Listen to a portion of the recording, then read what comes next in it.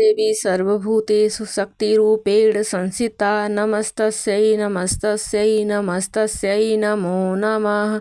ओम दुम दुर्गाय नमः। बोलो माँ जगत की जननी माँ जगदम्बा की जय, माता आदिशक्ति की जय। तो जय माता दी दोस्तों। आज इस वीडियो में माँ श्री दुर्गा सप्तशती का चौथा अध्याय मैं आप लोगों को सुनाऊंगी, तो ध्यानपूर्वक सुनिएगा। तो चलिए वीडियो शुरू करती हूँ। चतुर्थो अध्याय। इस अध्याय में इंद्रादि सभी देवी देवता इंद्रादि देवताओं द्वारा देवी की स्तुति किए हैं सभी देवता। तो चलिए, सिद्धि की इच्छा रखने वाले पुरुष जिनकी सेवा करते हैं तथा देवता जिन्हें सब ओर से घेरे रहते हैं, उन जया नाम वाली दुर्गा देवी का ध्यान करें। उनके श्रीअंगों की आभा काले मेघ के समान श्याम है। वे अपने कटाक्षों से शत्रु समूह को भय प्रदान करती हैं। उनके मस्तक पर आबद्ध चंद्रमा की रेखा शोभा पाती है। वे अपने हाथों में शंख चक्र कृपाण और त्रिशूल धारण करती हैं। उनके 3 नेत्र हैं। वे सिंह के कंधे पर चढ़ी हुई हैं और अपने तेज से तीनों लोगों को परिपूर्ण कर रही हैं। ऋषि कहते हैं, अत्यंत पराक्रमी दुरात्मा महिषासुर तथा उसकी दैत्य सेना के देवी के हाथ से मारे जाने पर इंद्र आदि देवता प्रणाम के लिए गर्दन तथा कंधे झुकाकर भगवती दुर्गा का उत्तम वचनों द्वारा स्तवन करने लगे। उस समय उनके सुंदर अंगों में अत्यंत हर्ष के कारण रोमांच छुआया था। देवता बोले, संपूर्ण देवताओं की शक्ति का समुदाय ही जिनका स्वरूप है तथा जिन देवी ने अपनी शक्ति से संपूर्ण जगत को व्याप्त कर रखा है, समस्त देवताओं और महर्षियों की पूजनीय उन जगदम्बा को हम भक्तिपूर्वक नमस्कार करते हैं। वे हम लोगों का कल्याण करें। जिनके अनुपम प्रभाव और बल का वर्णन करने में भगवान शेषनाग, ब्रह्मा जी तथा महादेव जी भी समर्थ नहीं है, वे भगवती चंडिका संपूर्ण जगत का पालन एवं अशुभ भय का नाश करने का विचार करें। जो पुण्यात्माओं के घरों में स्वयं ही लक्ष्मी रूप से, पापियों के यहाँ दरिद्रता रूप से, शुद्ध अंतःकरण करने वाले पुरुषों के हृदय में बुद्धि रूप से, सत्पुरुषों में श्रद्धा रूप से तथा कुलीन मनुष्य में लज्जा रूप से निवास करते हैं, उन आप भगवती दुर्गा को हम नमस्कार करते हैं। देवी आप संपूर्ण विश्व का पालन कीजिए। देवी आपके इस अचिंत्य रूप का, असुरों का नाश करने वाले भारी पराक्रम का तथा समस्त देवताओं और दैत्यों के समक्ष युद्ध में प्रकट किए हुए आपके अद्भुत चरित्रों का हम किस प्रकार वर्णन करें।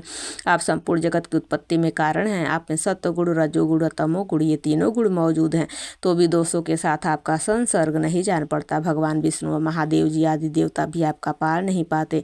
आप ही सबका आश्रय हैं। इस समस्त जगत आपका अंशभूत है, क्योंकि आप सबकी आदिभूत अव्यकृता परा प्रकृति हैं।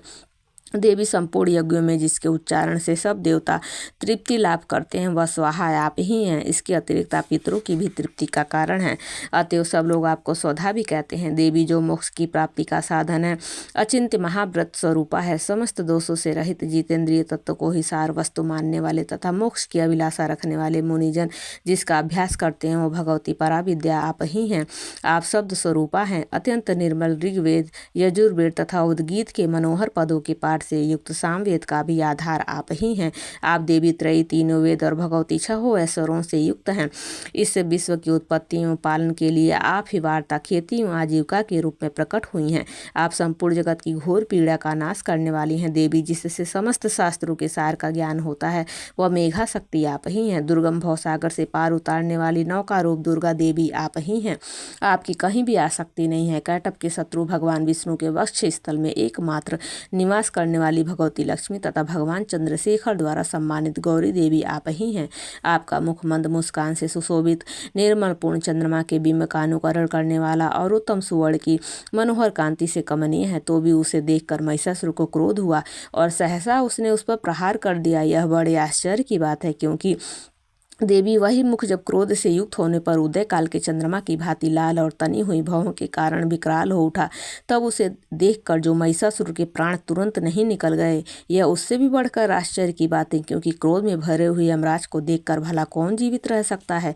देवी आप प्रसन्न हो। परमात्मा स्वरूप आपके प्रसन्न होने पर जगत का अभ्युदय होता है और क्रोध में भर जाने पर आप तत्काल ही कितने कुलों का सर्वनाश कर डालते हैं। यह बात अभी अनुभव में आई है, क्योंकि महिषासुर की अविशाल सेना क्षण भर में आपके कोप से नष्ट हो गई है। सदा अभ्युदय प्रदान करने वाली आप जिन पर प्रसन्न रहती हैं वे ही देश में सम्मानित हैं। उन्हीं को धन और यश की प्राप्ति होती है। उन्हीं का धर्म कभी शिथिल नहीं होता तथा वे ही अपने हष्ट पुष्ट स्त्री पुत्र और भृत्यों के साथ धन्य माने जाते हैं। देवी आपकी ही कृपा से पुण्यात्मा पुरुष प्रतिदिन अत्यंत श्रद्धा पूर्वक सदा सब प्रकार के धर्मानुकूल कर्म करता है और उसके प्रभाव से स्वर्गलोक में जाता है। इसलिए आप तीनों लोकों में निश्चय ही मनोवांछित फल देने वाली हैं। माँ दुर्गे आप स्मरण करने पर सब प्राणियों का भय हर लेती हैं और स्वस्थ पुरुषों द्वारा चिंतन करने पर उन्हें परम कल्याणमयी बुद्धि प्रदान करती हैं।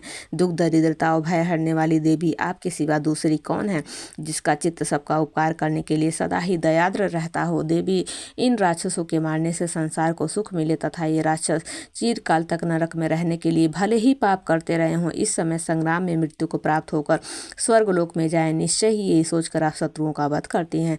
आप शत्रुओं पर शस्त्रों का प्रहार क्यों करती हैं? समस्त असुरों को दृष्टिपात मात्र से ही भस्म क्यों नहीं कर देती? इसमें एक रहस्य है।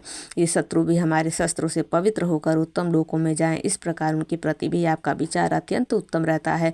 खड्ग के तेज पुंज की भयंकर दीप्ति से तथा आपके त्रिशूल के अग्रभाग की घनीभूत प्रभा से चौंधियाकर जो असुरों की आंखें फूट नहीं गई, उसमें कारण यही था कि वे मनोहर रश्मियों से युक्त चंद्रमा के समान आनंद प्रदान करने वाले आपके इस सुंदर मुख का दर्शन करते थे। देवी आपका शील दुराचारियों के बुरे बर्ताव को दूर करने वाला है। साथ ही यह रूप ऐसा है जो कभी चिंतन में नहीं आ सकता और जिसकी कभी दूसरों से तुलना भी नहीं हो सकती तथा आपका बल और पराक्रम तो उन दैत्यों का भी नाश करने वाला है जो कभी देवताओं के पराक्रम को भी नष्ट कर चुके थे। इस प्रकार आपने शत्रुओं पर भी अपनी दया ही प्रकट की है। वरदायिनी देवी आपके इस पराक्रम की किसके साथ तुलना हो सकती है तथा शत्रुओं को भय देने वाला एवं अत्यंत मनोहर ऐसा रूप भी आपके सिवा और कहाँ है। हृदय में कृपा और युद्ध में निष्ठुरता, ये दोनों बातें तीनों लोकों के भीतर केवल आप में ही देखी गई हैं। मातः आपने शत्रुओं का नाश करके समस्त त्रिलोकी की रक्षा की है। उन शत्रुओं को भी युद्ध भूमि में मारकर स्वर्गलोक में पहुंचाया है तथा उन्मत्त दैत्यों से प्राप्त होने वाले